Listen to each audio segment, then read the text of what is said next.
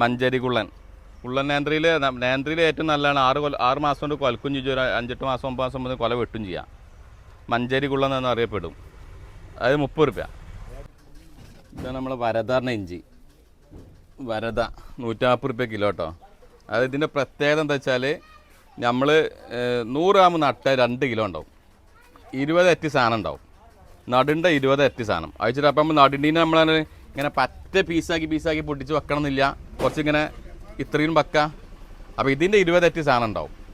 Grow ബാഗൊക്കെ നിലത്തൊക്കെ നടുന്നൊക്കെ 20 അറ്റി സാധനം. അപ്പോൾ എങ്ങനെ ഉണ്ടാവുക വെച്ചാൽ കറിയായിട്ട് നമ്മൾ കോഴിവളം മറ്റൊക്കെ ഇട്ടുകൊണ്ട് മിക്സ് ചെയ്തുകൊണ്ട് അങ്ങനെ വെക്കുക. ഒരു മേലെ ലാസ്റ്റ് എല്ലാമായിട്ട് തോലും വെച്ച് കൊടുക്കണം. തോല്